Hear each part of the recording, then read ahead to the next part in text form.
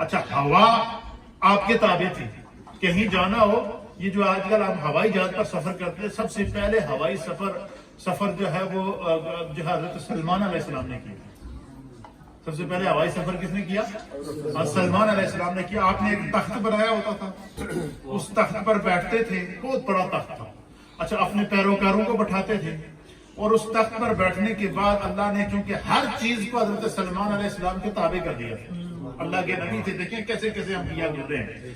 ہر چیز کو اللہ تعالیٰ نے سلمان علیہ السلام کے تابع کر دیا تھا. سب کو اپنے اچھا چرند بھی محبت کرتے تھے، پرند بھی محبت کرتے تھے، جانور بھی محبت کرتے تھے.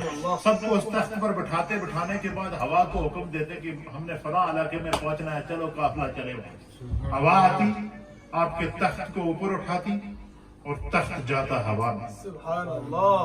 ہوا میں تخت جاتا. جس علاقے میں سلمان علیہ السلام نے اترنا ہوتا تھا، ہوا کو حکم دیتے کہ فلاں علاقے میں تخت کو اتار دے، وہاں تخت اتر جاتا. سبحان اللہ. ابو العلاء نے لکھا کہ حضرت سلمان علیہ السلام کی پوری زندگی کو جب تلاش کرے نا، اس کے اندر پوری شاہی زندگی نظر آتی ہے، بادشاہوں کی زندگی نظر آتی ہے. ان کی زندگی کے اندر فخر کا یا تکلیف کا یا تنگ دستی کے یہ جو تنگی کے ایام ہیں وہ نظر نہیں آتے، کیونکہ خدا نے ان کو بادشاہ عطا فرمائی. جنات آپ کے قبضے میں تھے. جو مسجد اقصی ہے، اس کی تعمیر جو سلمان علیہ السلام نے جنات سے کرائی تھی، جنات کو حکم دیا تھا. اسی طرح ایک پرندہ تھا جس کا نام تھا ہدہد. اس کو پتہ نہیں انگلش میں کیا کہتے ہیں، ہدہد پتہ نہیں یہ جانتے ہیں یا نہیں. ایک پرندہ، اس کے بڑے خوبصورت پر ہوتے ہیں اور اس کے اوپر تاج ہوتا ہے. اس کو عربی قرآن میں اس کو ہدہد کہا گیا، اردو میں بھی اس کو ہدہد کہتے ہیں. وہ پرندہ وہ حضرت سلمان علیہ السلام کے تخت کے جب روانہ ہوتا تھا، اس کے آگے جاتا تھا، تو اس پرندے کے اندر اللہ نے یہ رکھا تھا کہ جس جگہ پر زمین کے جس حصے کے اندر پانی ہو، وہ بتا دیتا کہ یہاں پانی موجود ہے. اور وہ کئی ہزار فٹ بلند جو تخت ہوتا تھا، تو وہ پرندہ نشاندہی کر دیتا تھا کہ یہاں پانی ہے، یہاں میدان موجود ہے، یہاں سبزہ موجود ہے، یہاں پہ قافلے کو اتار دیں. وہاں اتر جاتے تھے. آپ کی زندگی میں فقر نظر نہیں آتا. اسی طریقے سے پھر یہ تمام انبیاء اکرام کو اللہ تعالیٰ نے مختلف صفات عطا فرمائی. اچھا کوئی جو ہے وہ حضرت یوسف علیہ السلام کو اللہ نے حسن عطا فرمایا تھا. آپ کے اندر بے شمار اللہ نے حسن عطا فرمایا تھا. آپ کے حسن کے چلتے کہ آپ کے چہرے کو کوئی دیکھ نہیں سکتا تھا. حتیٰ کہ مصر کی عورتوں نے آپ کے جلوے کو دیکھ کر جب اپنے ہاتھ کاٹ ڈالے. قرآن کریم اس منظر کو بیان فرماتا ہے کہ جب انہوں نے ان کے ہاتھ میں حضرت زلیخا نے جب چھریاں دی اور پھل دیے اور انہوں نے کہا کہ تم نے مجھ پر تہمت لگائی. حضرت یوسف علیہ السلام سے کہا کہ آپ اپنے چہرے پر نقاب ڈال کے گزرے اور وہاں سے گزرتے ہوئے نقاب اوپر اٹھا دیں. جب انہوں نے نقاب اٹھایا اور ان کے چہرے کا نور جب ان خواتین نے دیکھا تو قرآن کہتا ہے وَقَطَّعْنَا أَيْدِيَهُنَّ، انہوں نے بجائے پھل کاٹنے کے اپنے ہاتھ کاٹنا. یہ آپ کو حسن کا جواب. اسی طریقے سے علماء محدثین اور مفسرین نے لکھا. علامہ قاضی عیاض رحمۃ اللہ علیہ نے شفا شریف کے اندر اس میں اشارہ دیا ہے.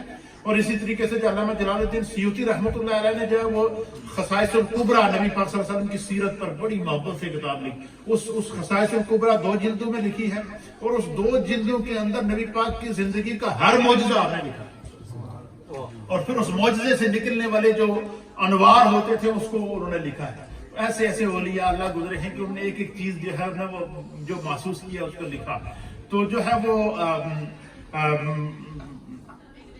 آپ لکھتے ہیں کہ ہر نبی کو اللہ نے کوئی نہ کوئی صفت عطا فرمائی تھی. اچھا اب چونکہ حضرت ابراہیم علیہ السلام کا دور گزر گیا، حضرت آدم علیہ السلام کا دور گزر گیا، موسیٰ علیہ السلام کا دور گزر گیا، عیسیٰ علیہ السلام کا دور گزر گیا. اسی طریقے سے علی ھذا القیاس کموں پہ 1.25 لاکھ انبیاء کا دور گزرا. اچھا اب بڑی مزیدار بڑی باریک بات آپ کو سمجھ میں آ جائے گی جب میں اس کا نتیجہ نکالوں. علامہ جلال الدین سیوطی رحمۃ اللہ علیہ لکھتے ہیں کہ ہر نبی کو اللہ نے کوئی نہ کوئی صفت دی تھی اور ہر زمانے میں ہر نبی کا کوئی نہ کوئی چاہنے والا موجود ہے. کیا ہے؟ ہر نبی کا کوئی نہ کوئی پیروکار چاہنے والا موجود ہے. ہم جو ہیں ہم تو اللہ کے فضل سے اس نبی کے امتی ہیں کہ جس نے ہمیں یہ درس دیا کہ ہم ہر نبی کو مانتے ہیں اور ہم ہر نبی کو سے محبت کرتے ہیں اور اسی طرح محبت کرتے ہیں جس طرح ہم رسول اللہ سے محبت کرتے ہیں. اور جس طرح نبی پاک کی شان میں ادنا سی تنقیص کو ایمان کے جانے کا ذریعہ سمجھتے ہیں، اسی طرح اللہ کے ہر نبی کی شان میں ادنی سی تنقیص کو ہم جو ایمان کے جانے کا ذریعہ سمجھتے ہیں، یہ ہمارا ایمان ہے اور یہ ہماری تعلیمات ہیں۔ اسلام کا یہ وہ روشن چہرہ ہے جس کو بگاڑنے کی کوشش کی جا رہی ہے دنیا کے سامنے، جس کو سمجھنا انتہائی ضروری ہے۔ آپ علامہ جلال الدین سیوطی رحمۃ اللہ علیہ کہتے ہیں کہ ہر نبی کو اللہ نے کوئی نہ کوئی صفت عطا فرمائی تھی اور ہر نبی کے چاہنے والے موجود تھے۔ فرمایا کہ پھر جب ان نبیوں کا دور گزر گیا تو کسی کو حضرت یوسف کے حسن کی تلاش تھی، کسی کو حضرت جو ہے وہ سلیمان علیہ السلام کی شاہی زندگی کے جلووں کی تلاش تھی، کسی کو کسی نبی کی صفت کی تلاش تھی، کسی کو کسی نبی کی صفت کی تلاش تھی۔ آپ فرماتے ہیں کہ ہر انسان جو ہے نا وہ تلاش میں تھا کہ مجھے ہر نبی کی کوئی نہ کوئی صفت ملے۔ تو پھر فرمایا کہ اللہ تعالیٰ نے نبی اکرم نور مجسم جناب سید العالمین محمد الرسول اللہ صلی اللہ تعالی علیہ وآلہ وسلم کو سب سے آخر میں خاتم النبیین بنا کر بھیجا۔ پھر علامہ سیوطی لکھتے ہیں کہ اللہ تعالیٰ نے نبی پاک کو جو خاتم النبیین بنا کر دنیا میں بھیجا، امام الانبیاء بنا کر دنیا میں بھیجا، سید الانبیاء بنا کر دنیا میں بھیجا، تو فرمایا کہ کم و بیش 1.25 لاکھ انبیاء اکرام کے اندر جو الگ الگ صفات پائی جاتی تھیں، کسی کے اندر حسن کا کمال تھا، کسی کے اندر جود و سخا کا کمال تھا، کسی کے اندر جو ہے وہ شاہی زندگی کا کمال تھا، کسی کے اندر جو ہے وہ جو جتنی بھی جو ہے وہ معجزات تھے انبیاء کے، آپ جو سمجھ رہے ہیں۔ جیسے عیسیٰ علیہ السلام جو ہے وہ ان کے ہاتھ میں اللہ نے ایسی شفا رکھی تھی کہ وہ برس کے مریضوں کے اوپر ہاتھ پھیرتے تو وہ ٹھیک ہو جاتے، اردو کو کہتے کم بے اذن اللہ تو زندہ ہو جاتے۔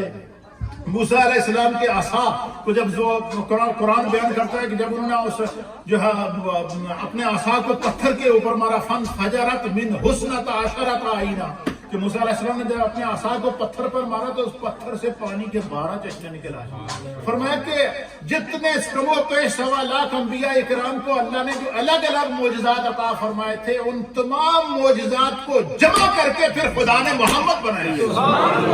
نعرہ تکبیر، نعرہ رسالت، سید عید میلاد النبی، علماء اہل سنت۔ پھر تمام انبیاء کے معجزات کو جمع کر کے اللہ تعالیٰ نے اپنے محبوب کو تخلیق فرمایا۔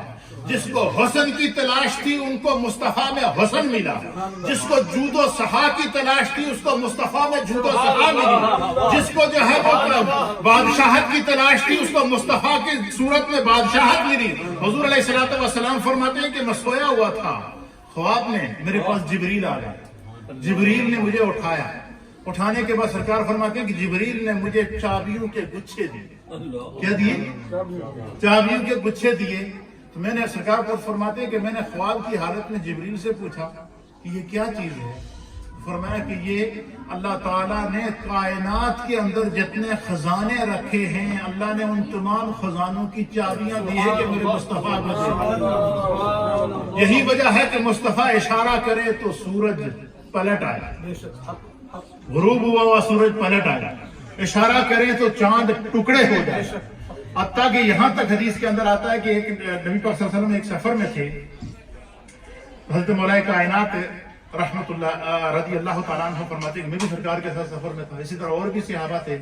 تو کہتے ہیں کہ سفر کے دوران سرکار نے فرمایا کہ اس جگہ پڑاؤ کرتے ہیں، اور سرکار نے فرمایا کہ یہاں پر تھوڑا سا آرام کریں گے۔ سرکار وہاں سو گئے۔ حضرت مولا کائنات کہتے ہیں کہ سرکار جب سو گئے تو میں نے ایک بڑا عجیب منظر دیکھا۔ تو میں نے یہ دیکھا کہ ایک درخت تھا سامنے، اور وہ درخت اپنی جڑوں سے باہر نکلا اور اس نے ادھر ہلا ادھر ہلا ادھر ہلا تو باہر نکلا، اور وہ چلتا چلتا اس طرح جس طرح انسان آتا ہے، وہ جہاں سرکار کے قریب آیا، تھوڑا سا جھکا، اور پھر جو ہے وہ کہتے ہیں کہ وہ اسی طریقے سے واپس گیا اور جا کر ویسے ہی تھم گیا۔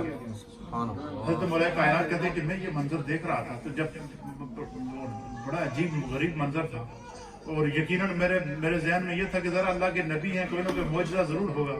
تو کہتے ہیں کہ جب سرکار بیدار ہوئے، حضرت علی کہتے ہیں جب سرکار بیدار ہوئے تو میں نے عرض کی یا رسول اللہ یا حبیب اللہ، آپ سو رہے تھے تو میں نے یہ منظر دیکھا۔ تو کہتے ہیں کہ سرکار دو علیہ وسلم فرمایا کہ اے میرے علی، اصل میں ہوا یہ کہ میں سو رہا تھا تو یہ جو درخت تھا، اس درخت نے اللہ کی بارگاہ میں التجا کی۔ کیا کی؟ التجا کی اور اس نے کہا کہ بار الہ مصطفیٰ کریم ہمارے اس ایریے میں آرام فرما ہے، تو مجھے اتنی ہمت عطا فرما، اور میری تیری بارگاہ میں دعا ہے اللہ میں تجھے اس نبی کا وسیلہ پیش کرتا ہوں کہ مجھے یہ ہمت عطا فرما کہ میں اپنی جڑوں سے نکل کر جا کر مصطفیٰ کا دیدار کروں، دیدار کر کے واپس آؤں۔